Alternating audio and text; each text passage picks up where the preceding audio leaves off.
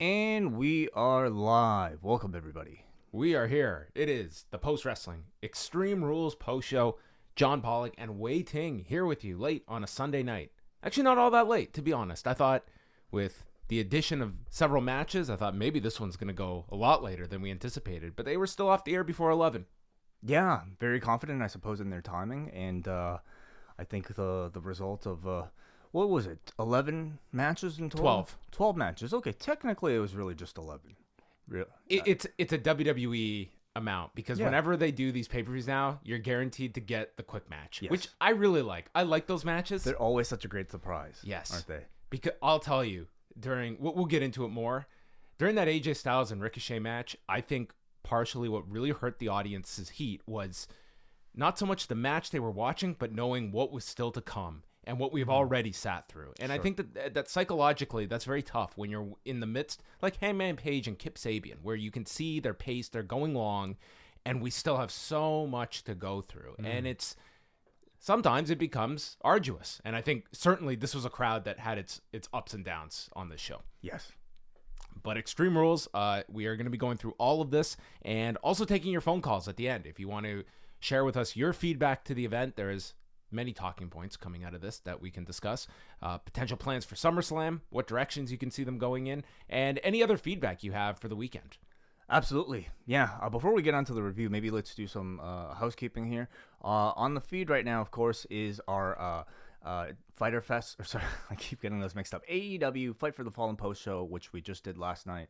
That's also up on our YouTube channel as well. That was only last night. That was only last night. And also from last night, Braden and Davey, they did a review of Evolve's 10th anniversary show, which I still have yet to watch. But I've watched most of it. But you can get their perspective on it. That's up on the Up Next feed as well. It's also up on our feed, but do subscribe to their feed if you enjoy what you hear. Throughout the entire duration of New Japan Pro Wrestling's biggest tournament of the year, the G1 Climax, John and I are doing post-shows for every single edition, and we just finished day 3 this afternoon. So if you go to our Patreon, postwrestlingcafe.com or patreon.com/postwrestling, sign up for as little as $6 a month, and you get all of our post shows throughout the entire duration of the G1. Yes. Incredible amount of shows that we've been putting up on the Post Wrestling Cafe, and we'll continue all summer long. This is our 4th show of 2 days, with 2 more to come tomorrow. So we'll be doing 6 shows in 3 days. Yeah, I had that moment during I definitely hit a wall during Extreme Rules. This could have been the greatest show ever. I was hitting this wall, and I was thinking to myself that, man, I really need a break Monday. And then remember, there's a friggin' G1 show in the morning, followed by Raw, followed by SmackDown on Tuesday. So I will take my break on Wednesday. And try to fit those breaks in whenever you can. Yes, I will try. I did not get in. The news updates are going to be casualties over the next little while. I'll get to them when I can, but it's crazy. It was just trying to keep up on just the regular stuff this weekend was really, really difficult. That's totally understandable. So you'll be hearing plenty of our voices. Yes. Throughout the next 6 weeks. Well, less than that now. All right, let's get into Extreme Rules, and this went down on Sunday night from the Wells Fargo Arena in Philadelphia, Pennsylvania, earlier in the day. As we had reported on Friday, they did add Kevin Owens versus Dolph Ziggler, and sorry about that. Jeez, they also added a Intercontinental title match between Finn Balor and Shinsuke Nakamura. I had heard on Friday this was a possibility of being added, but did not hear that it was 100%. So they ended up putting it on the kickoff show. Yeah. What did you think of that decision? Well, I mean, the way I think we saw it executed, no doubt I feel like they have to set a lot of pieces in place before SummerSlam. So I'm guessing that's why a lot of these late additions occurred when they did. Just so that, I suppose maybe the 4 weeks leading up to, is it 4 weeks leading up to SummerSlam? Yes.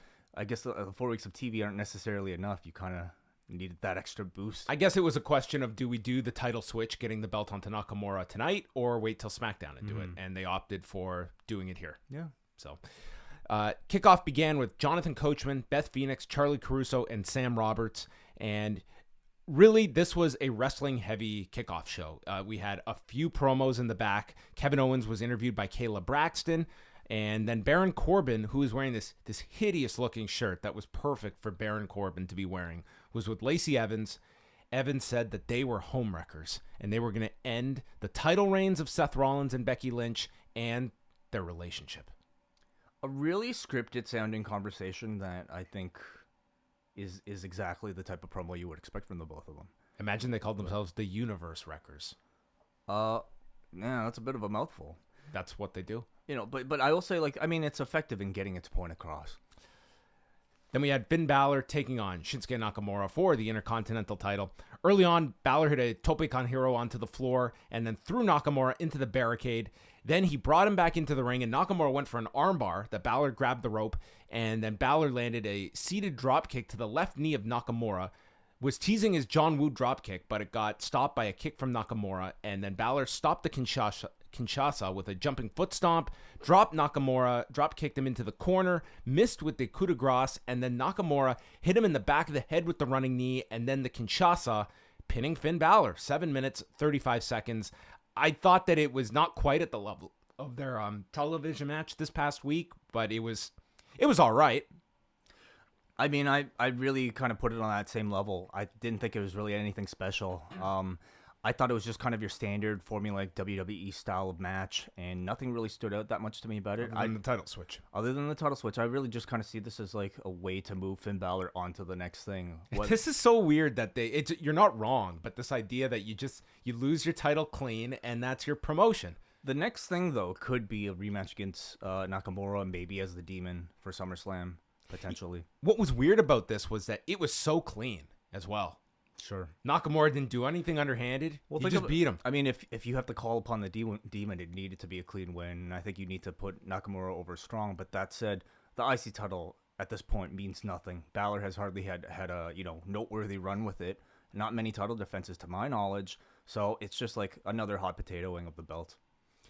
Yeah, it really was. Like, remember Nakamura with the U.S. belt? No. It's the same thing. Yes. The United, what was his thing? Nakamerica? Nakamerica, yeah. So Nakamura joins Chris Jericho as the two men that have held the New Japan and WWE versions of the Intercontinental title. Oh, wonderful. Oh, you think this will be that oh, yeah, remember when Jericho, he pitched that, and they were like, no. Yeah. Then Charlie interviewed the New Day. I don't know what they said, but it was just their positioning. Their framing? They were stacking their heads on top of each other. Is there a name for this? Totem pole. A totem pole. Okay. Yeah. Big E said that pressure bursts pipes and no one is going to burst their pipes. It was just kind of, goofy New Day stuff. They were being silly, but entertainingly silly. They've got a method to their madness. Yes, they do. They can get away with it. Drew Gulak versus Tony Nese. This was Drew Gulak's second best match of the weekend. I haven't seen the other one yet, but the real one, would you say? Was they had better? A really, really strong match. Okay. Better than this. This one, it was very identical to Balor and Nakamura. I mean, it was fine, but this was nowhere near what you'd get for a high-level main event on 205 Live. I thought this was way better than Balor versus Nakamura, though, as a match. I thought it was the better match. I didn't think it was exceptionally better. The audience was chanting for Gulak at the beginning. Gulak grabbed control of the wrist and started delivering kicks and German suplex Nese into the turnbuckle. And then Gulak was draped on the middle rope as Nese kicked off the corner for a moonsault onto the edge of the apron. Nese followed up with a 450, got a 2 count, and they showed the replay with Nese and his knees landing right on Gulak. That looked fun. Yeah, I know. And then Gulak stopped a sunset bomb, countered with a snap power bomb, and his new finisher that he's been using, the Cyclone Crash, and pinned Nese in 7:26. And the story here is that when he won the match in the three-way at Stomping Grounds, he pinned Tozawa, but not Nese, who was the champion. Mm-hmm. And during this time, Gulak kept Tony Nese's plates on the titles, and they did a video where he finally removed them because now he can consider himself the champion.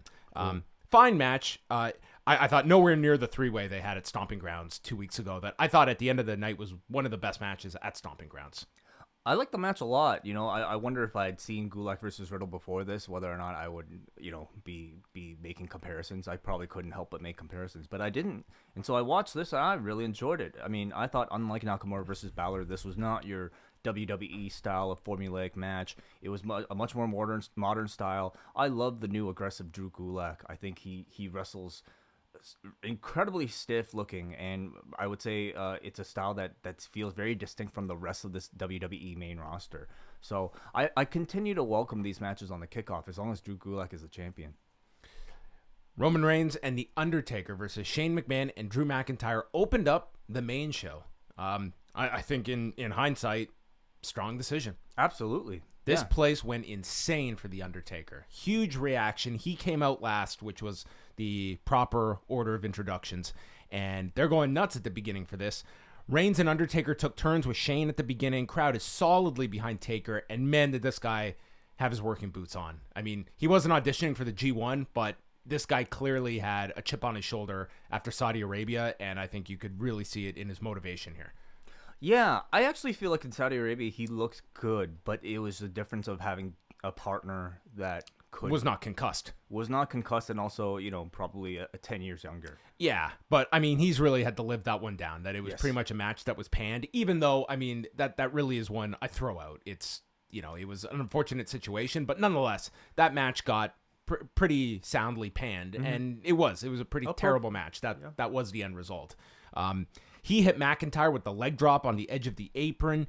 He chased Shane up the ramp with a chair while McIntyre was with Reigns using the steps, and this led to McIntyre having the advantage inside the ring for a bit, and then Taker got the hot tag, and he's like firing up, to a pretty decent level for this guy in 2019 with the snake eyes, the running boot. Then he clears the announcer's desk, and he's not doing any kind of dives onto the table, but he teases the last ride onto Shane when Elias shows up with the guitar and breaks it over the back of the Undertaker. So Elias is involved. McIntyre takes out Reigns with the Claymore, and then as Taker's grabbing Elias for the chokeslam, Drew nails him with the Claymore. Taker gets placed onto the desk. Shane McMahon climbs to the top and hits his flying elbow drop.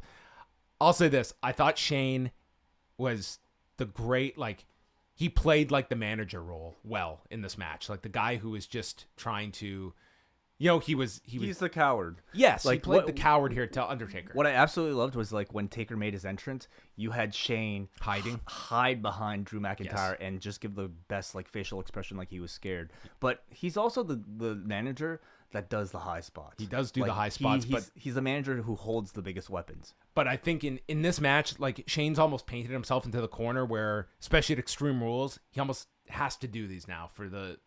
I think it's expected now. Undertaker is the attraction, but just below him is Shane McMahon. Yeah. I didn't mind Shane as much in this match. I thought he served his role.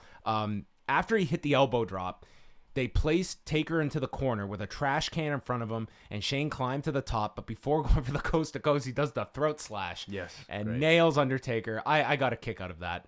And then Reigns returns from the dead with a Superman punch to Elias. Taker does a sit-up, and Shane is about to just wet himself. And Taker nails him with a chokeslam. He chokeslams Elias. Then he does the throat slash as Drew McIntyre rises up like a zombie in the background. And it was a tremendous shot. That was really well done. The other shot I really liked in this match was when Taker had the idea of going for the table, the announce table, and they had somebody perfectly positioned behind the announce table to just let you know exactly what Taker was thinking through the visuals.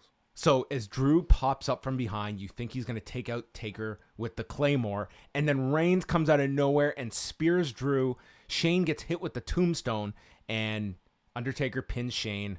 I thought this went as well as could be expected, and I think it was one of the strong parts of the show. Crowd loved this. I thought this was great. For a 17-minute match involving The Undertaker and Shane McMahon, I never felt bored for a second. And I thought this was probably one of Undertaker's best performances, since the end of the streak, I would say. 50% of his act is simply looking the part and the entrance. And I thought he achieved that, at least, He hustled in this match. Well, he looked great physically. Didn't have any sort of gut, looked slim, pulled off, the rest of the character really well. The other 50% is his in-ring. And here, I think what's important about The Undertaker in 2019 is that you keep him limited to what he can do, and he can do well. Yes. And everything here he did well. The hot tag, that punch combo, snake eyes, run the ropes, big boot, choke slam, tombstone. That's all you need in an Undertaker match. And I think it helped being in a tag. 100%, yeah. So, the rest of this match, though, was the other 4 people here, and I'm including Elias, who helped craft these moments around him. So credit to Elias, credit to Drew, credit to Roman, and especially credit to Shane McMahon, who was the guy who brought the high spots and the spectacular, stunts involved in this match. So it was like a match where you had the spectacle of a Shane McMahon stunt show, coupled with like the theatrics of The Undertaker, and without the boring middle part when it's just the 2 of them wrestling, because you had Roman and Drew McIntyre filling in the rest. So you give a thumbs up to the Graveyard Dogs. Not the name, but the match, yes. Where do you go with... Because this did feel like the end of the Roman Shane stuff. Yeah, it did. And it feels like Kevin Owens is going to adopt whatever is left with Shane. I guess Undertaker, if he is doing SummerSlam, it seems like a lock. It would have to be true. I would have to think so as well. Maybe you throw kind of Elias as like somebody in there to side with Drew. I don't want to see like a handicap situation or anything like that. But Drew versus Undertaker, I think is perfect. And Shane versus Owens seems to be where they're going as well. Or you could make that into a tag, though. It kind of feels weird. Owens teaming with the Undertaker. That's a weird mix. It's a little weird. And Taker's kind of beating Shane now. The match would be better though. Story-wise, I like Undertaker Drew, but seeing the limitations, I'd prefer Undertaker in a tag. Absolutely, 100%. Now, what do you do with Roman Reigns, if not with Shane? I could see Roman going for the title. Oh, okay. If Seth isn't involved. Oh, my God. Damn, I didn't even think of that. I just expected Seth Rollins rematch, but you're right. I think the audience will shit on it, though. I don't know what you do with Roman now unless it's one of the titles. Right. Like, unless you come up with some grudge feud, like someone kills him on TV this week to set up a new feud. But I don't know. You've kind of run out of guys for Roman. I guess Elias is there, but that's not big enough. That's on right? SummerSlam. Yeah. And he beat Elias in that pay-per-view a few months ago. Sure. He got the quick match a few months ago. So this was really, I was very impressed with this. I like this a lot. Yeah. And, between the opening of the show and the introductions, this didn't start till 20 minutes into the show. And then we got 20 minutes. So this was like the first 40 minutes of the show was this. It was the longest match on the entire show. Actually, I second don't know. Longest. Second. So the main event was main longer? Event went just longer. I mean, but for the second longest match at 17 minutes, I thought it was satisfying. Didn't drag for me. Yeah. I thought this really worked well. Undertaker had a great outing, and everyone else did their part. Sarah Schreiber interviewed Becky Lynch and Seth Rollins. Seth and Becky went out for a stroll last night, but it wasn't a romantic stroll because Becky's not into that. The kind of man's stuff. not into that stuff. Yes. Oh, I hate these are the worst promo segments. These are the worst. Oh, they're so bad. Yeah. And it takes then both of them down. Yeah, he talked about they tried to work in landmarks in Philadelphia, like the Liberty Bell, which he pointed out has a crack in it, just like there's going to be a crack in Baron Corbin's dome. So bad. This promo continued, but I refused to keep recapping it. I was just, this is awful. They were talking about some Becky was talking about some statue, and then all of a sudden she says, I wonder what it would be like if they made a statue of Lacey Evans. Pooping on their face. Yeah, or it would something. probably have pigeon poop all over it.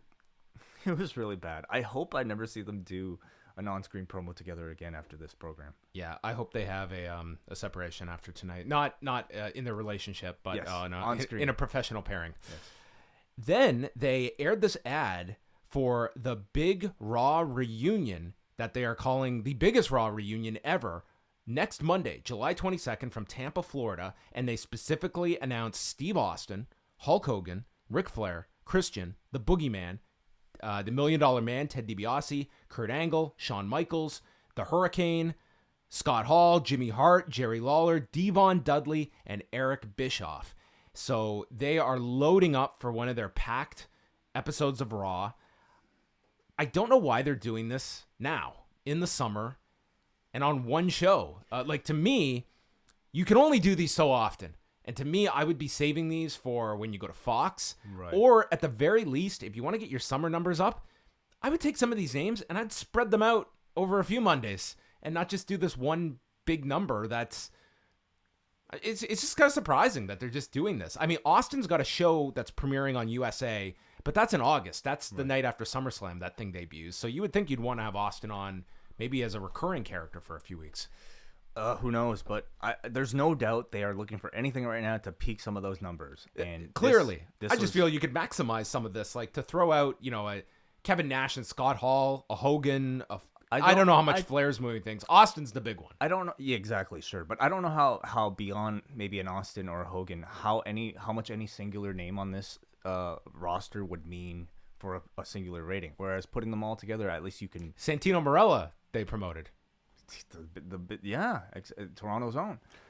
So, it's another old school Raw, and those are usually very well received. So I feel like it's kind of, has it been a while since they've done? Wait, the last one was Raw 25 was last January, right? So Okay. a year and a half. Okay, so I could do with one of these a year. I didn't hear the clip obviously, but Jim Ross did his live show. Jim Ross did the show in Jacksonville on Sunday night, and then this morning they had to fly to do a show in Philadelphia, and I guess he was still doing his live show because this was brought up, this Raw reunion, and he mentioned that he was invited to it and was given the blessing from Tony Khan, but he turned it down.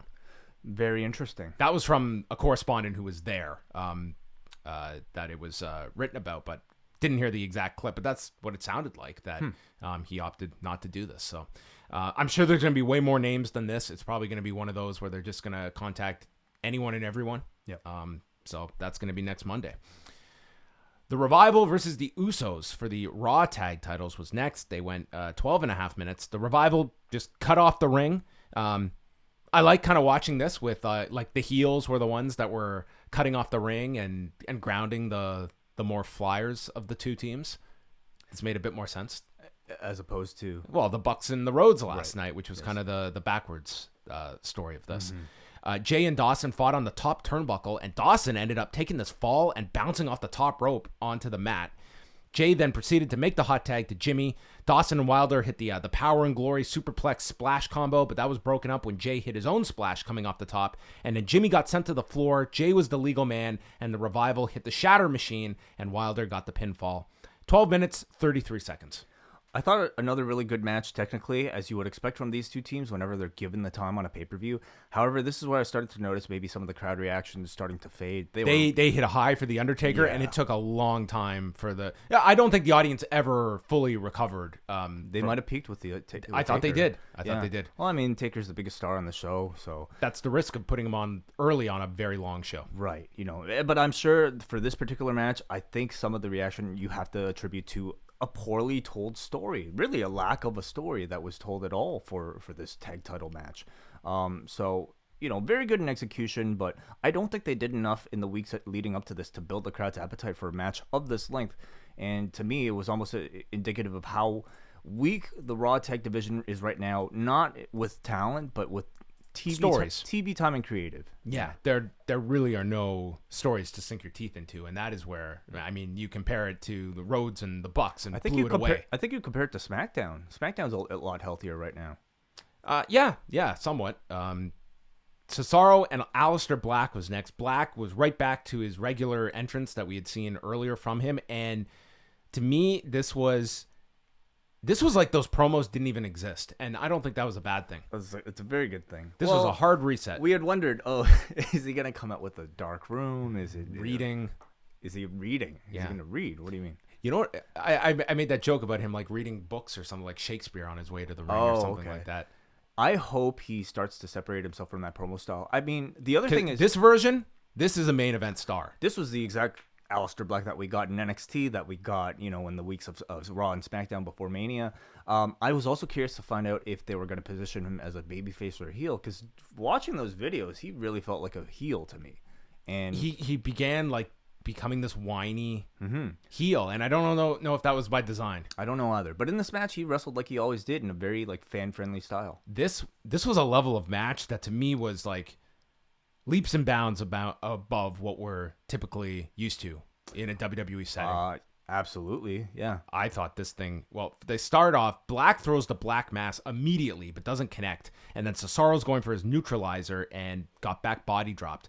Black connected with a moonsault off the second turnbuckle, and Cesaro went to the floor. And then Black is landing a head kick for a 2 count. His kicks look phenomenal. Cesaro with his forearms and uppercuts are looking like the striking was next level. Yes, it was uppercuts versus kicks. This was jarring. Like this stood out from everything else on this show to me. This was like these guys were playing at a different level. Cesaro shoved him from the top, from the middle rope, and then Cesaro hit this beautiful springboard uppercut coming off the middle rope. Black then came back with a cabrata, followed with kicks to the chest. Then Cesaro caught him going for the double knees, and as he came off the ropes with the double knees, caught him, pressed him into the air, and then landed a European uppercut. This was the same spot that Shima and Kenny Omega did the night prior. Yeah. Remember with the Meteora? Right. And this was the same thing. Cesaro catches him in midair, but Cesaro tops Kenny because he's able to throw him in the air. A man as big as Aleister Black into the air to deliver a European uppercut. So, man, I mean, I do have to really wonder if Cesaro watched the show last night, or maybe a GIF of it or something like that, because these spots were way too specific to be a coincidence to follow back to back. Either way, Cesaro had the better one. Cesaro came off the middle rope again for a springboard uppercut, but this time Black had it scouted and landed a flying knee in midair. Cesaro then tweaks his knee as he's attempting to press Black up, which is playing off of the leg kicks. Black rolls to a knee bar seamlessly, and Cesaro's able to counter out of that into the sharpshooter, then to a crossface. They continue trading strikes. Black hits these two blistering leg kicks, and boom, nails him with the Black Mass and pins him 9 minutes and 44 seconds. This was my match of the night. This thing was awesome. This was one of my favorite matches this year from WWE. Yeah. This would have, you could pluck this into that A block, and I think it would have stood out. Oh, completely. This was a tremendous, tremendous match. Aleister Black, I watched this. This guy could be a main event level star, and Cesaro, this dude's been on the main roster for 7 years, and what a talent. I love this. This was so awesome. It was a match where both men did not feel like they were being restricted at all with any type of, company policy about what type of match that you're supposed to have. And had to overcome a tough crowd. Yeah. It felt like a match where both of them were really able to stretch their wings and showcase what they were capable of. And I think Aleister Black coming off of, to us, less than stellarly reviewed backstage segments. He better never be in that room again. That seemed to drag and drag and drag for months. I think he needed a performance like this to remind people why he is a future main eventer. I love the matchup, even though, story-wise, there's nothing to it, but physically, these two are almost mirror images of one another in terms of the height and stature and style. It was uppercuts versus kicks. Both of them so aggressive, so athletic. They had some really ambitious and I thought really excellently executed spots. The most impressive, of course, was Cesaro catching that Meteora. And I also love that Achilles lock into the sharpshooter. Very simple, but modern, hard-hitting stuff that we know these two excel at. So this was an excellent re-debut for Aleister Black. I still can't really gauge whether or not he's a heel or babyface, but it almost doesn't matter. I just want matches like this. And I hope Cesaro's done with No Way Jose. I think he is. I hope so. Probably. This also benefited from being on this show versus SmackDown, where this would have got either significantly cut for time or murdered with commercial breaks and restarts. And oh my God. Yeah. This made a big difference being on the pay-per-view format versus television. Yeah. By the end, absolutely one of the best matches of the weekend, and people consider this the best match of the weekend. I would not disagree. I don't know if this one was great. It was my match of the show on this for sure. R-Truth is in the back looking for Drake Maverick, who he's calling Hornswoggle as usual, runs into Alexa Bliss and Nikki Cross. Bliss lied and said, yeah, he's in the bathroom. And that was the last we saw of R-Truth, and there were no other segments for the 24/7 title. Not complaining. That's the stuff you say for TV. Yes. Didn't need to be on this show, which was crammed with stuff. Yeah. Bliss gave Nikki Cross a present prior to their handicap match, and then the Street Profits walked in, asking them where the party was at after they win the titles. Dawkins really wants to party with Nikki Cross, and Nikki just yelled at them, stating that they would be co-champions after tonight. Already, you can see what the 2 weeks of TV time have done for the Street Profits, because just upon entrance on screen, they were eliciting big reactions from this audience. So, obviously connecting already at a very early stage with the crowd. I do think they have to come up with more for them than I don't this. like them doing the cheer. I think this will run. This has a very limited shelf life. Yeah, for sure. It seems like they're not even committed. Are they going to be in the tag division, or are they just wrestling? They're just there to kind of establish them. Handicap match was next with Bayley against Alexa Bliss and Nikki Cross, and I would say the most noteworthy thing in this whole match was Corey Graves mentioning the friend that Bayley used to have that abandoned her. Yeah, so that was it, because there's nothing else. There was nothing else, but this seemed to really be just laying the groundwork. Right. Like, this was as blatant as it gets. Well, I mean, if you remember on Raw, you had Nikki tell Bayley to bring a friend, and that never happened. They didn't do anything with that. There was no tease of that even outside of this line. That it was, Bayley used to have someone in her corner and does not anymore. If they want to save it for TV, maybe that's the better decision. Could be. Yeah. Bliss and Cross kept tagging in and out. They're working over Bayley. She was placed in the Tree of Woe. They were stomping away at her. Bayley tried to attack Bliss with strikes. She mounted a comeback and then hit a suicide dive onto Nikki Cross. But the audience was really not getting into this. Bayley used an Indian deathlock onto Cross. Bliss tried to break it up, so Bayley caught her with a simultaneous crossface while the Indian deathlock was still applied. So that was cool with the double submission. Bliss then bit Bayley's hand to escape. And then Bayley got her knees up for the twisted Bliss, caught Cross coming off the top, and then laid out, removed Bliss from the ring and hit Nikki with a top rope elbow and pinned Nikki Cross in 10 minutes and 22 seconds to retain the title. And it seemed a little underwhelming for the whole story that was told here. Still baffling that they beat Nikki Cross already, so this wasn't even novel that she finally lost to Bayley, because Bayley had already done this. I do wonder, if this was the intended endpoint for at least this portion of the story all along, or if there was any pivoting involved, because, I mean, they did such a strong job of, establishing Nikki as sort of this, manipulated, this babyface that was being manipulated by a good friend that you wanted to cheer for her to win. And maybe that's still the case, but now you completely wipe her out of title contention by giving her a clean loss. I guess what I'm assuming that they'll do is they'll have Alexa blame Nikki for the loss to get to that program, and you say Bayley for somebody else with the belt. Yeah. I still feel, and I don't know this, but this just seems to be telegraphing Sasha's return, and you would think SummerSlam would be a time to you think Bayley and Sasha? You could do Bayley against Sasha. That could be one way to go. Yeah. And there's a natural reason for Bayley to resent her for leaving and lead to that match. That's a SummerSlam worthy match. It is. And Alexa and Nikki can peel off onto their own. You can do Alexa feeling that Nikki ended up being a disadvantage instead of an advantage here in the handicap match. She's the one that lost the fall. Yeah. I'm curious where they go with that story, because I think they have done a fairly good job, though they have had some misses in the last few weeks. The more I think about it, the more I kind of see this as just a chapter, not necessarily the end of that Alexa-Nikki program. Yes. We also have to remember, SummerSlam's probably going to have 16 matches on it, so they're going to have to fill it all out. Bobby Lashley versus Braun Strowman in a last man standing match, in a last spleen standing match. Both men come out and, they're in phenomenal shape. They're looking great.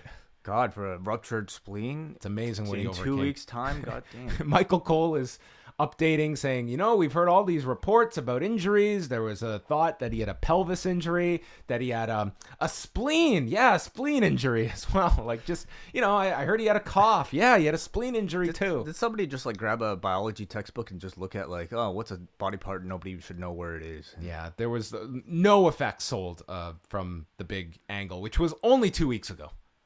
I would have loved to have seen how he would have sold the spleen. Yeah, it's a tough body part to isolate and work over. Puts a submission on. I'm going to miss the use of the word spleen on these podcasts. Yeah, I know. Rest in peace. Lashley hit Strowman with a spear. That maybe this had that impact on his spleen, because he sold this for a while. It's all Lashley at the beginning. They brawled. He must have hit the spleen. He hit him right on target. Yeah, he hit the sweet spot.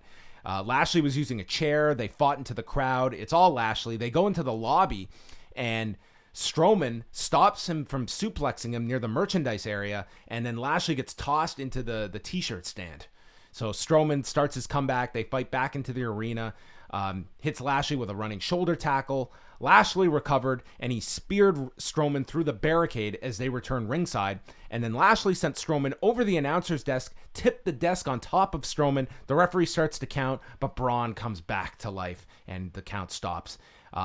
Then they go back into the crowd, including Lashley leaping onto the barricade and right into Strowman, who tossed him onto the area where the international announcers are set up. And I was getting ready for Raymond Rougeau to do a spot. I think he specifically tossed him onto the Japanese play-by-play commentator.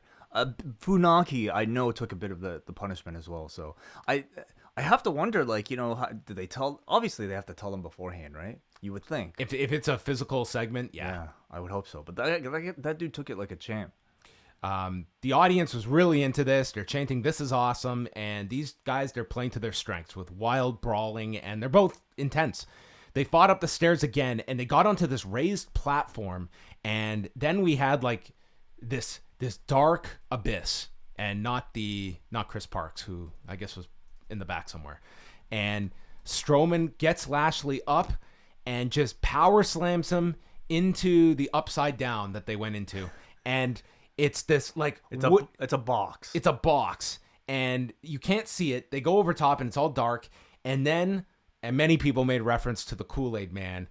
Braun Strowman punches through the wall, and he was like, had he just yelled, "Oh yeah," that would have made this. And he just roars. It's such a Braun Strowman spot. Yeah. He is the last one standing. 17 minutes and 29 seconds. Another really strong match. I don't care about people like making up your memes or comparisons to the Kool-Aid Man. This is the Braun Strowman I want. I want ridiculous visuals that are super cartoony and over the top. And he needed a match like this. He to me has not had a great showing this year.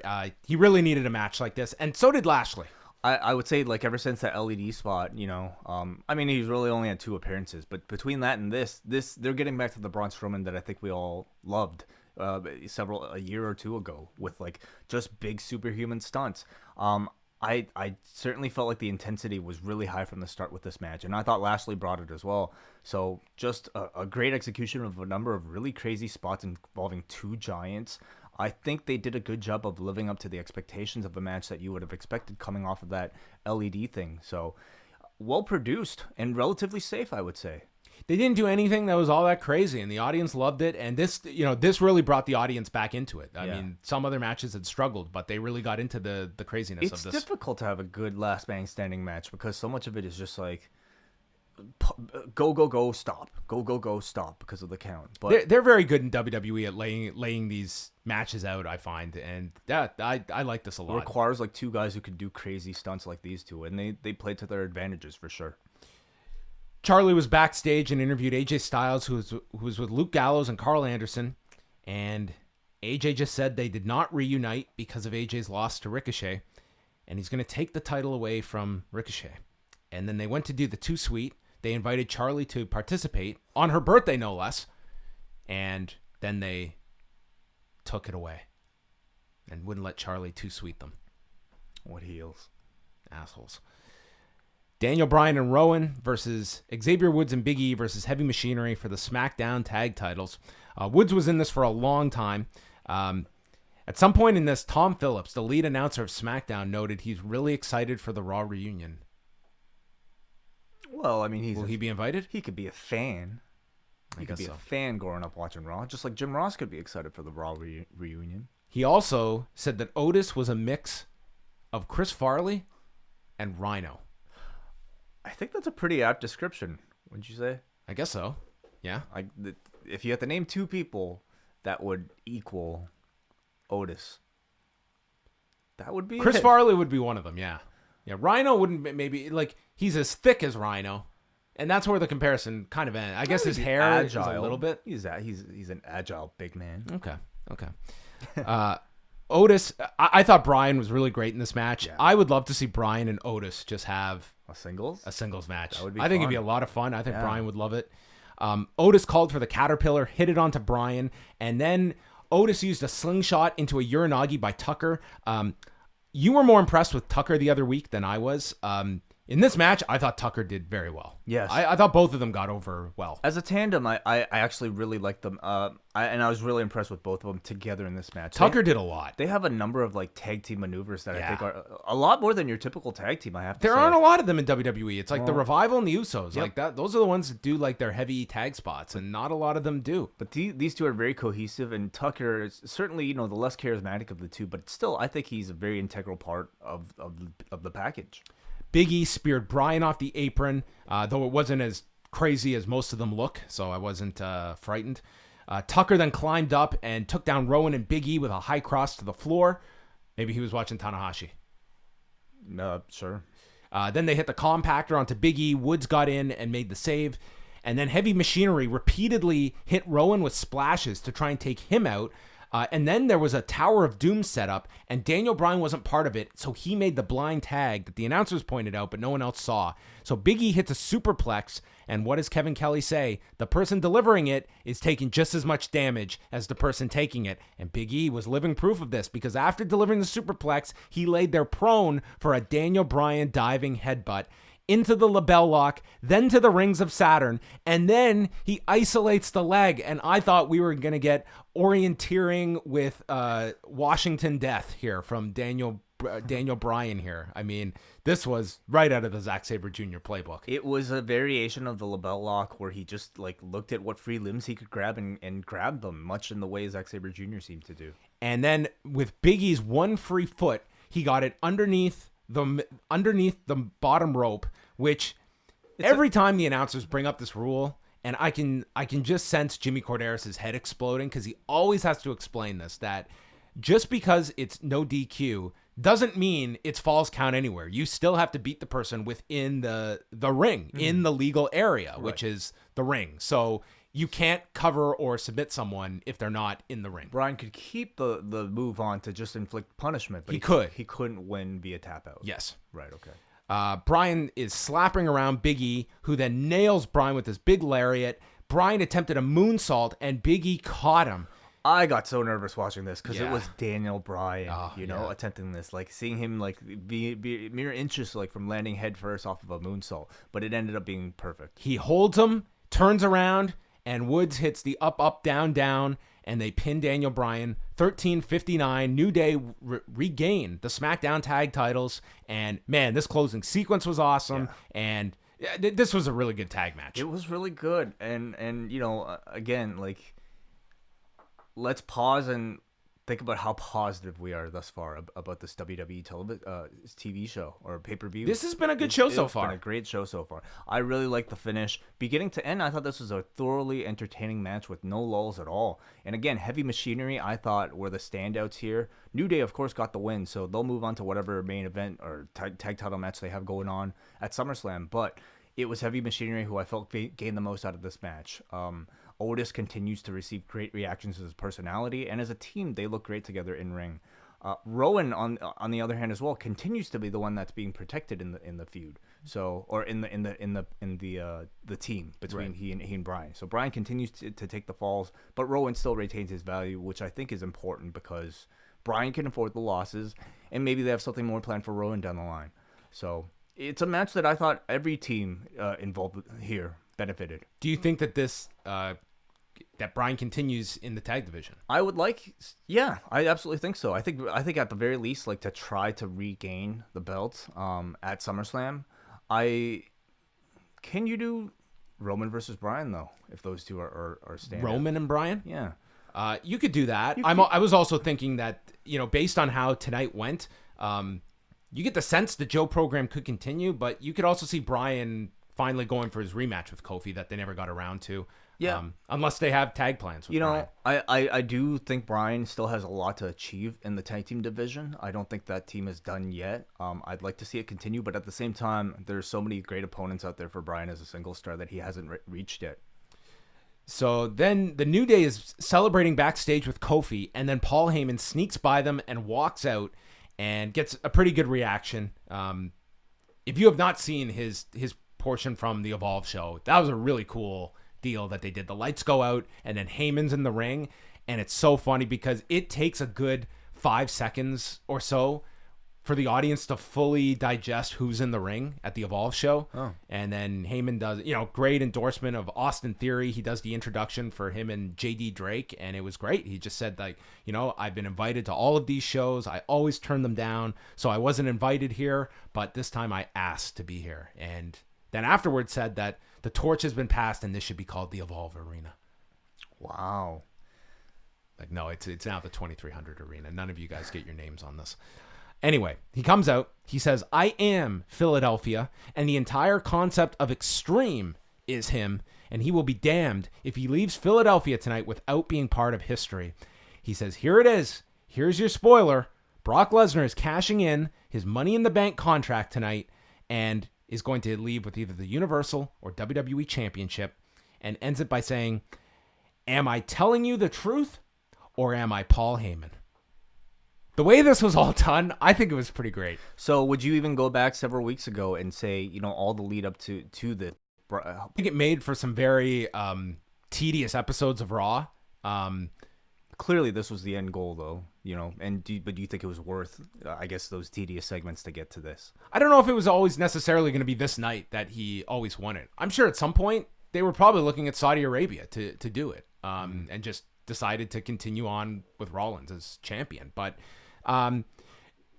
ultimately, we'll talk about it more at the end with the actual title change. But in terms of like just what they did this week with Heyman coming out and kind of finally using that spoiler thing for some value, I thought it had.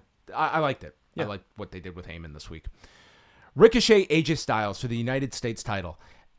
It's also important to note that Heyman did not specify in either Monday or on this episode which champion that Yes, he labeled, but he named both. So I think leaving the tease for both title matches coming up.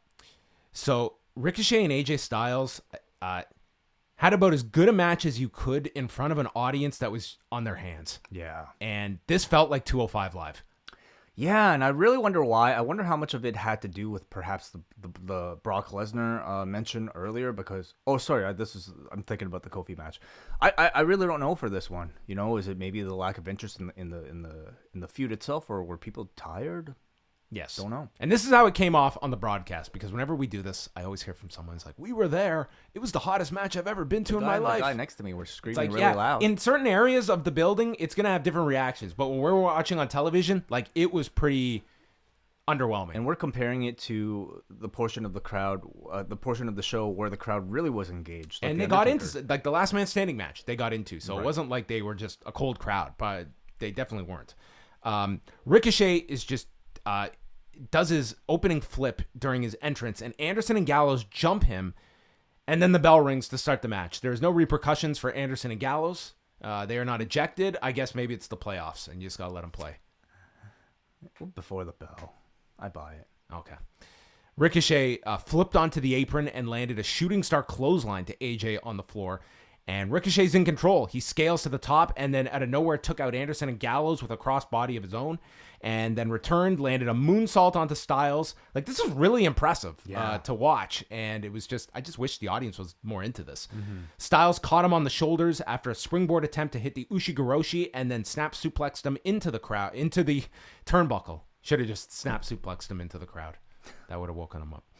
Styles teased the Styles Clash, and Ricochet countered with a Hurricane Rana. Came back, Pele kick, Bloody Sunday by Styles for a 2 count, and then Ricochet scaled to the top, and on the rope portion, hit a shooting star press. Styles had his foot under the rope, and Anderson and Gallows pointed this out to the referee, and then behind the referee's back, Gallows pulled Ricochet off the top, knocking him off balance, and Styles capitalized by climbing to the second turnbuckle and hitting the Styles Clash off the second turnbuckle, but by like jumping out. Yeah, backwards. Jumping backwards. Yeah. Yes, he has. I have never seen him do this style of Styles Clash, going backwards. And this was the finish. Pinned Ricochet, 16 and a half minutes. Really, my only negative is the crowd was definitely hurt this, but I thought this was one of the better matches on the show, just watching it from bell to bell. I totally agree. I thought it was a very good match. For whatever reason, this audience's energy just didn't match it. But personally, me watching it from home, I was hooked throughout the whole thing. They had some very ambitious sequences that only these two performers, as highly skilled as they are, could pull off so flawlessly. Ricochet, I think, continues to just look superhuman with his agility, but he's still missing that connection to the audience. And I feel like that might have been part of the issue here as well. And also, you knew that interference from Gallows and Anderson was coming. I found the way they ultimately did it to be kind of lazy and kind of predictable, but the actual finishing move itself, the Styles Clash on the second rope, I thought looked really cool. So very good match, but the lack of heat for me perhaps maybe downgraded it to just a good match. Yeah, I just think like the chemistry you had with Ricochet and Styles and Black and Cesaro on this show, like you had, that to me is one thing that some of their previous shows have missed, is like having, at least if you're going to go with like Corbin on top or some of these finishes, like to have your undercard that at least has some great matches underneath. And this greatly helped. Just having this also in the build-up, like knowing that you have a Ricochet Styles match, I think that helps with the build-up, even though the actual execution did have some issues.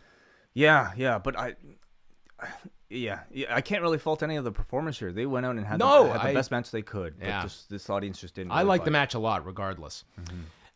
So again, we've got 2 title matches and this Owens Ziggler match that people don't know how that match is going to go. So you're thinking in your mind like, oh, that's probably getting 12 minutes. Main events, like each of them could be getting 18. So you're thinking like, man, we're in for a lot. Like it's tiring when you're in an arena for that amount of time. Show started at 7. 6, yeah, with the pre-show. Yeah. So Owens is out with Ziggler, and the bell rings. Ziggler slaps Owens in the face, and Owens responds with a stunner and pins him in 17 seconds. Love it. Just a great way to book this. Owens, like, they are getting behind this guy, and I think it would be crazy not to have him involved with something with Austin next week. Oh, that's a great idea. Absolutely. Yeah. You know, the brevity of this match certainly explains the late addition to it, to an already stacked card. Really, it ended up just being a way to introduce a Kevin Owens promo. This was basically, you look at this as more like a segment. He lays the challenge out to Shane McMahon, or what does he say here specifically? He gets onto the microphone and talks about all the television time Shane McMahon eats up, and said he expected to get suspended or fired tonight. But because they had done this over the weekend with this idea that Owens has been barred from the buildings, and then they put him into a match. So that part you kind of had to do some creativity with. But they tried here by explaining that he could have been suspended or fired tonight, but because Shane got hit with that tombstone, Shane was in no capacity to deal with him tonight and was selling the effects of the tombstone. So that's Why did they put him in the match?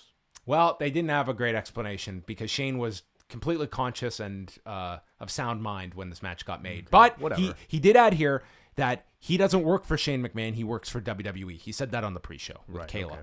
He said Shane can kiss his ass and go to hell, and he speaks on behalf of everyone. So it really feels like they're building to a loser leaves television match for SummerSlam. Like, that seems what it is. Interesting. The best in the world versus the worst in the world that he's calling himself now. Yes.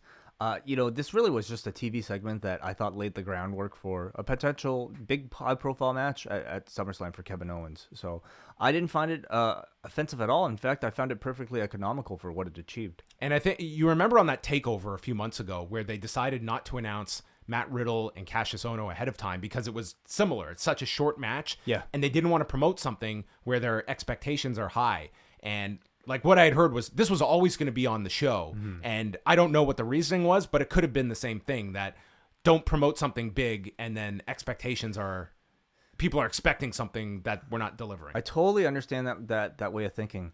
I guess in this case, I don't think they had to be that worried because I don't know how many people would have been looking forward to. On these long shows, I covet one of these matches being a quick match. But I mean, Kevin Owens versus Dolph Ziggler in particular. I don't know how many people were looking forward to this one. I also like when a guy just dominates someone and we're not worried about protecting the loser. We're just going with the winner. Well, yeah, you say that, but I mean, we also didn't really like Bobby Lashley versus Rey Mysterio on Monday, did we?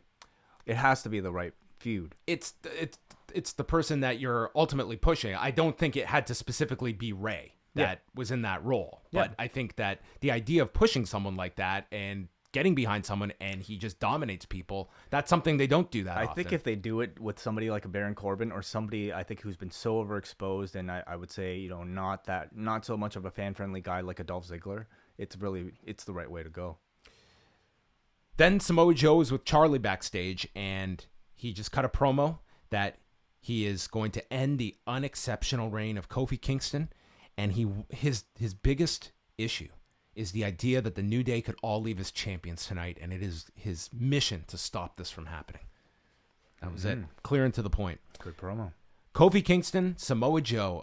An interesting layout of this match. Joe hits this violent leg sweep, nailing Kingston's left knee, and he overpowers Kofi from the get-go, and he's dominating him for most of the match. He goes to the floor and took a page out of Randy Orton's book because we got some finger violence where he placed Kofi's hand underneath the steps. Specifically the middle finger. The middle finger that he used on TV. You're right. It was just the one finger. And then stomped the steps.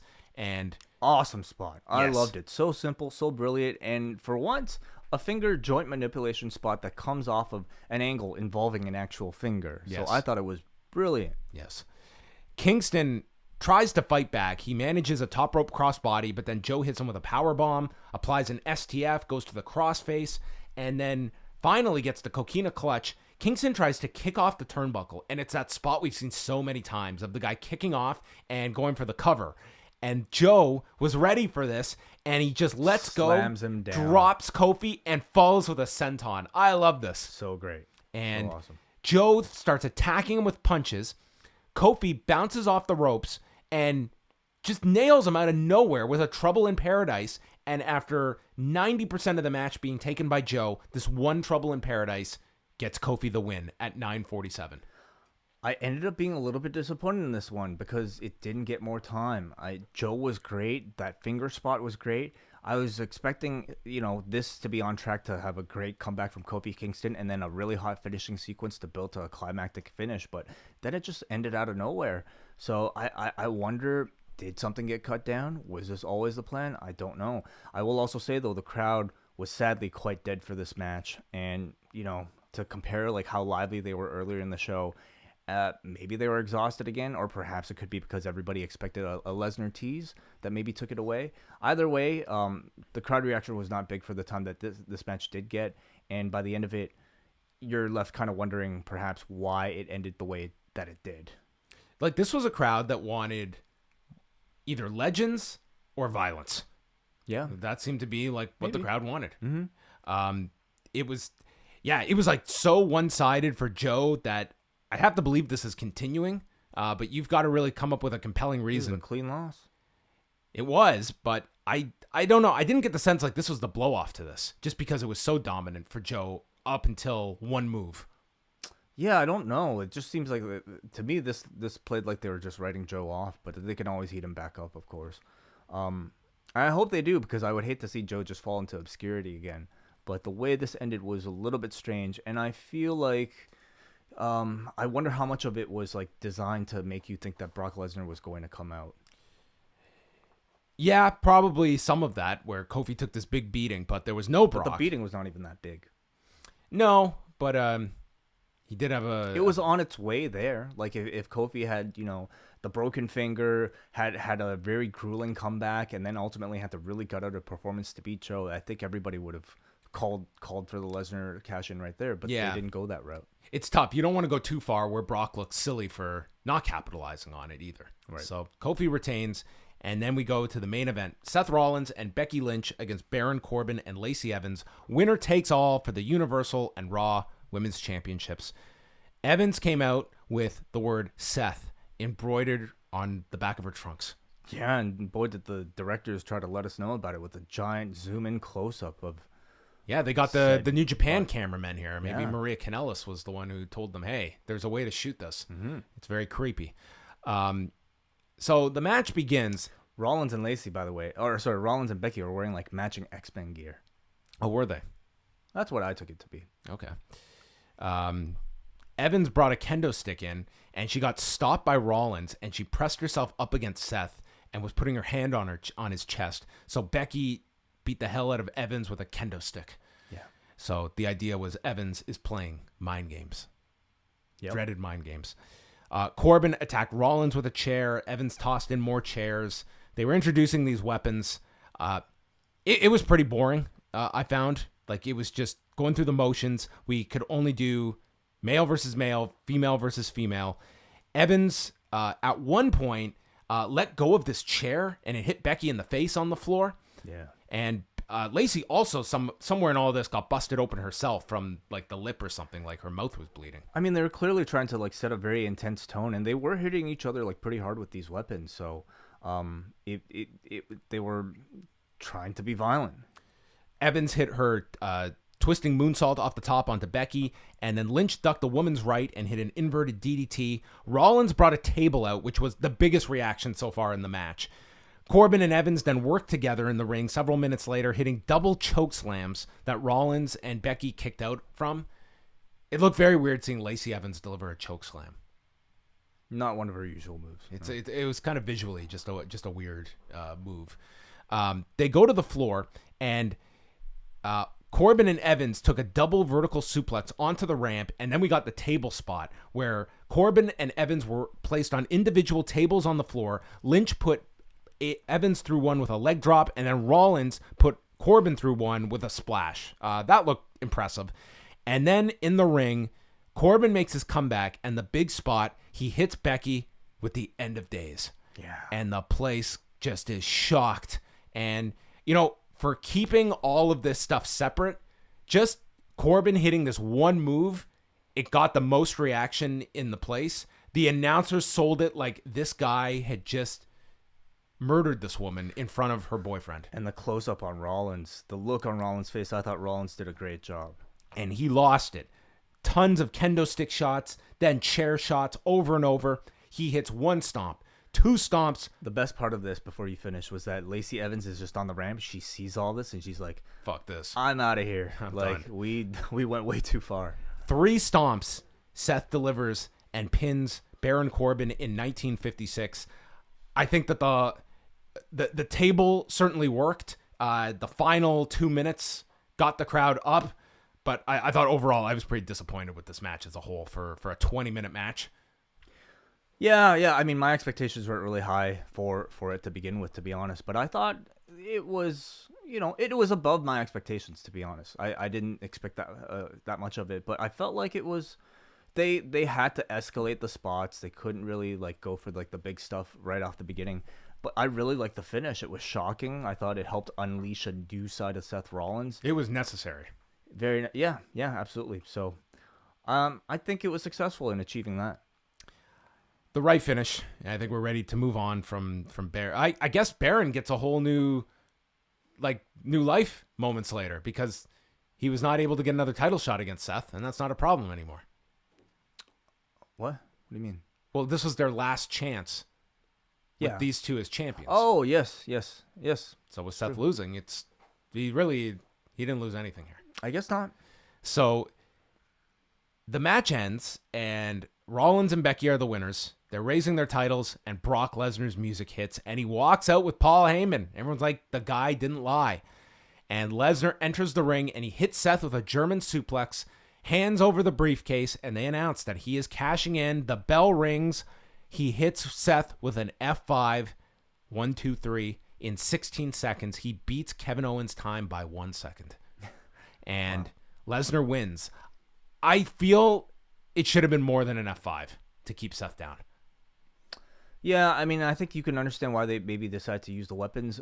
First thing to make the match a bit more exciting, but also I think that hoping to give Seth such a beating that you could buy this a little bit. I didn't think they really, by the end, they sold, he was the one that delivered the big beating. And, the announcers were like, he's also, what an emotional toll of just seeing the end of days delivered to Becky. That was kind of their justification here. But I had wondered how, if Becky was going to play any part in this finish with Brock Lesnar. Because I was thinking, too, how they would explain Seth Rollins being weakened, even though he had just won the match. I buy it enough. It's Brock Lesnar. It's an F5. Someone joked that this should make Paul Heyman the Raw Women's Champion if the stipulation from the last match continued. But what did you feel about this decision to put the title back on Lesnar? And does this lead to a rematch between these two at SummerSlam? Is Roman involved? What is the best use of Brock Lesnar? Well, I mean, I personally would have preferred if Lesnar cashed in on Kofi and we had that match instead, because I think Kofi maybe needs it more than Rollins. Rollins-Lesnar is a program that I feel like we've seen so often that I don't really care to see Rollins try to win the belt back for Brock Lesnar. Yet I think that's the match that they're going to do. Is Roman going to be involved? I guess that'll be an interesting wrinkle to it, Roman and Seth fighting over who gets to fight Brock Lesnar. To me, it's still not as interesting as Kofi Kingston versus Brock Lesnar, so in that sense, I'm a little bit disappointed. But I think Rollins has to be involved. He has to get his belt back.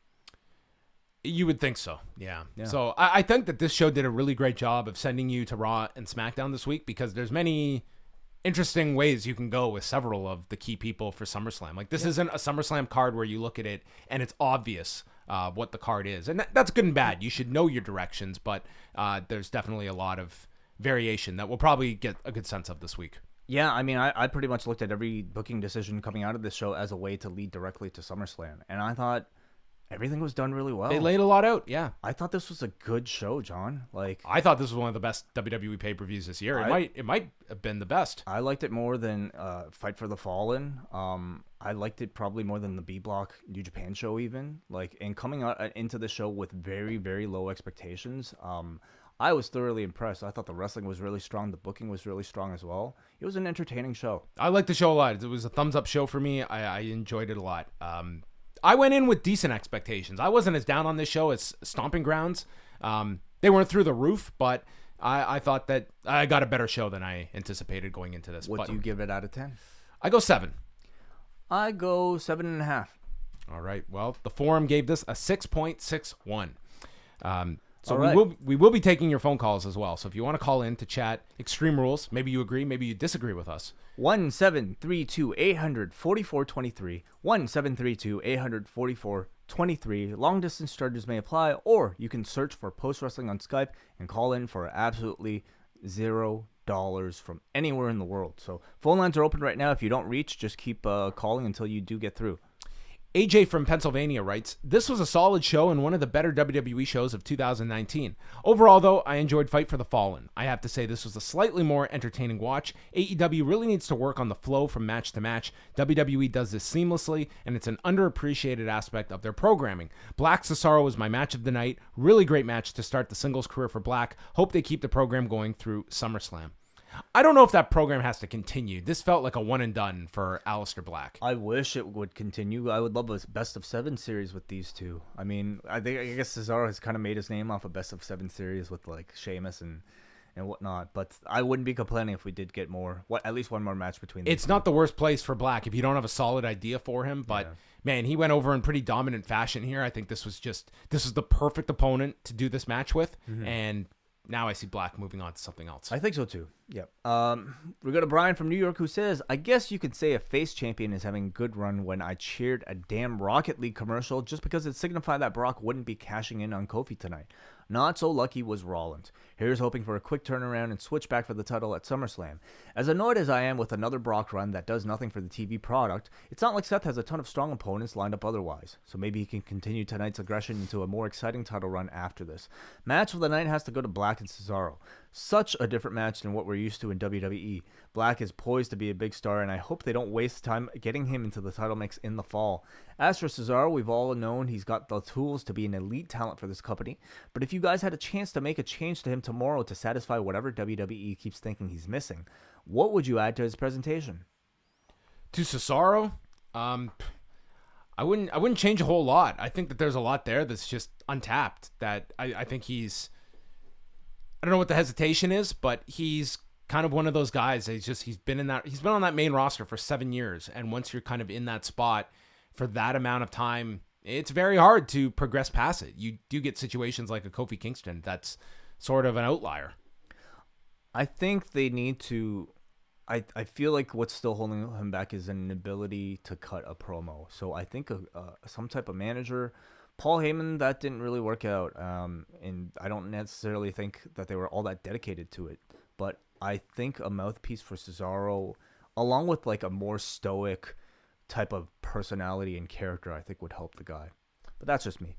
Let's go to our first caller.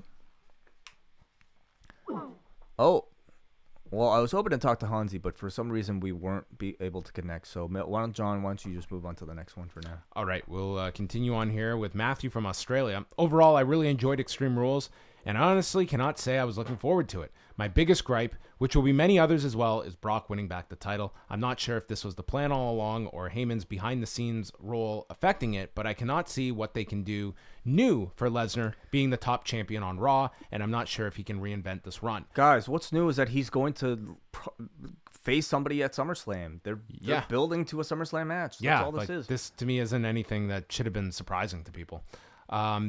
Defeating Kofi, throwing that curveball, and facing him at SummerSlam garners instant attention to SmackDown ahead of its move to Fox. But this screams desperation. Maybe I'm cynical, but even I can't see how Heyman can create something out of this. I think no one knows what the program is either. So that's you knew Brock was going to be figured into, like, the guy is signed, so he's not going to be sitting on the sidelines for SummerSlam. And for what they're paying him, he's not going to be in a throwaway match at SummerSlam. So he's going to set up a chase for a babyface. Brock is going to be a main event star as long as he's being utilized by this company. Let's go to Hansi on the line. Hansi, what's up? What's up, guys? I just want to say I really enjoyed the show. I thought even though like the crowd reaction didn't react to like some of the matches, I thought like everyone like delivered. I thoroughly enjoyed every single match. Like, the Strowman and Lashley stuff. I'm kind of curious to see where he goes. Because I think Lashley. Lashley has been given more life lately, but I'm just curious where these two go, because I feel like they're the guys who kind of stole the show a bit. Mm-hmm. But the main event, I didn't hate it as much as everyone else did, but I was disappointed that Brock Lesnar cashed in on Seth Rollins.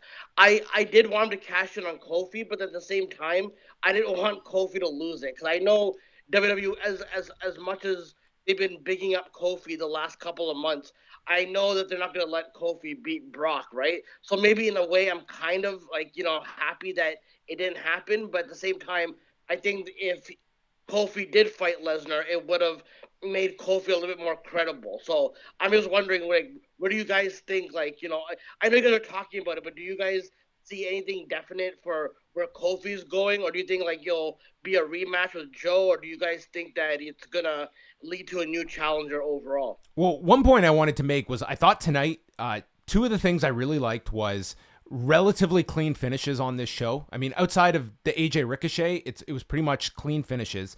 And second was they gave a lot of clean wins to baby faces. Like, you had Taker and Roman Reigns, you had Braun Strowman, Kevin Owens. Like, you've set up several different options as baby faces. And I always like that when you can look at, okay, they have set up numerous options here of where you can go. Now, on the reverse of that is finding that heel for Kofi Kingston. I think it's less of a field that you can find there. And I would say the options are Samoa Joe, continuing that. If you want to reheat Daniel Bryan to get him back into that picture, that's potential. I don't see like the Dynamite program for Kofi Kingston that comes out of this. I don't know how hot the program is for Joe that you could just continue that without adding some bells and whistles to that. So I could see Daniel Bryan potentially being thrown in there. That would be one option. Does someone stand out for you, Hansi? No. I mean, I guess we'll see where it goes, but I want Pollock. I haven't been keeping up with this because I don't know what her update is. But somebody was saying, if Brock, someone, I think it was Bully Ray on Twitter, was saying that Brock would be feuding with Seth, and Becky would kind of try to intervene, and then all of a sudden Ronda Rousey's music hits, and then you find out that Paul Heyman has her as a client. Is she out indefinitely right now for the time being, or is she pregnant, or does anyone know anything, or is it possible that she could come back for SummerSlam? I mean, I've heard nothing in that direction. Like the last that's kind of been out there is just that she is gone indefinitely. I would say if you were gonna do something like that, it would you'd have to shoot that angle now. I would think. I don't see them going that direction.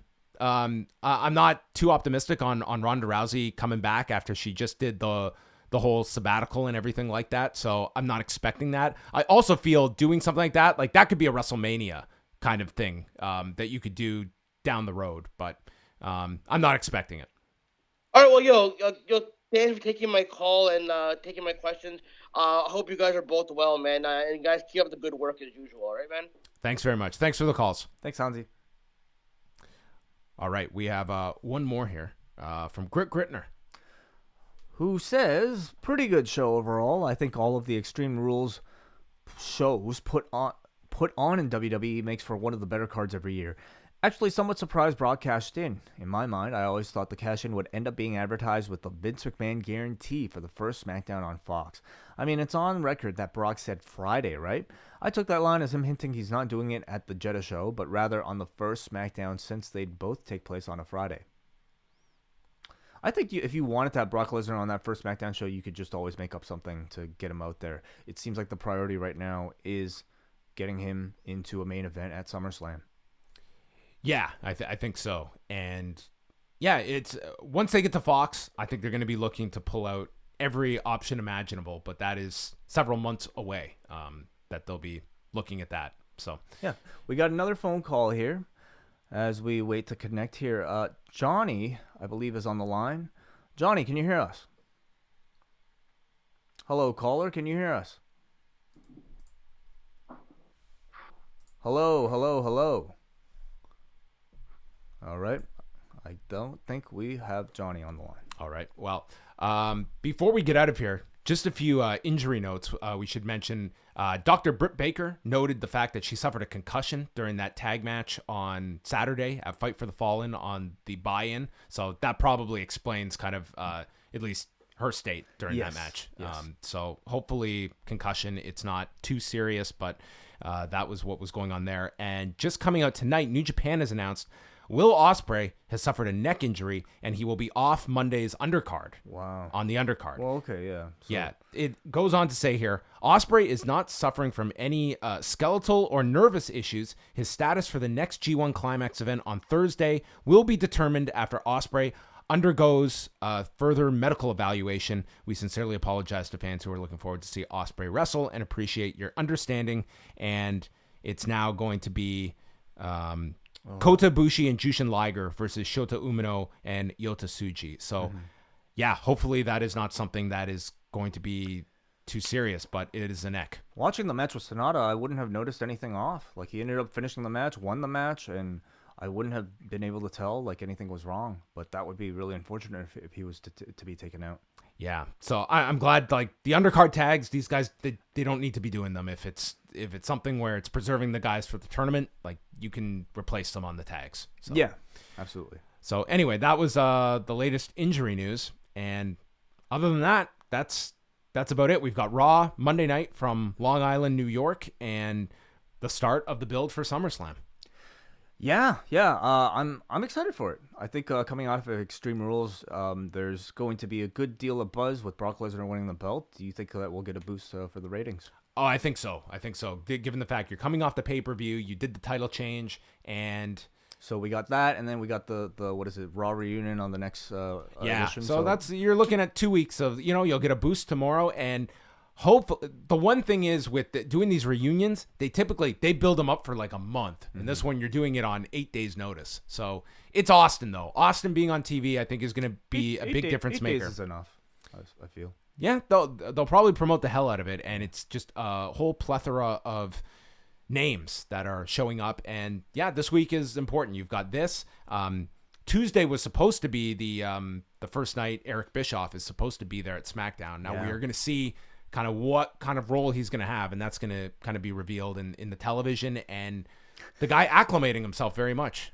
And we'll see how Raw bounces back from last week's very dreadful show. Well, yeah. I mean, tonight was a much better outing for the company as a whole with the pay-per-view. I think this really is one of the... feels like it's hot and cold, honestly. Like every single edition of... Which Raw are you going to get this week? Well, I mean, like including this pay-per-view, yeah. Like, anyway. I'll be curious. So... I want to thank everybody that has tuned in this weekend to all of our shows, and I also want to thank all of the people helping out with everything this weekend, from WH Park, Braden Harrington, Davey Portman, and Way, for all the stuff you were doing, managing all these shows, getting everything up. Thank you, man. This has been maybe, outside of like a WrestleMania, probably one of our busiest weekends ever. It's true, yeah.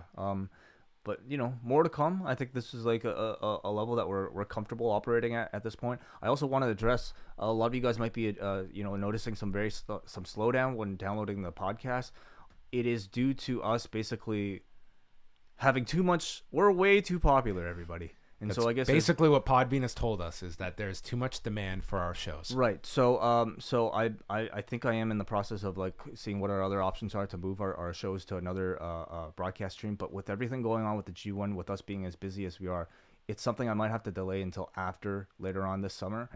So please bear with us for now. I will say streaming the shows rather than downloading them seems to work out a little bit better, at least for me. I don't seem to have too much of an issue, but please keep me updated. I'm always curious to know, like, you know, how everybody's like user experience. So please bear with us for now. All right, that's gonna wrap up the show.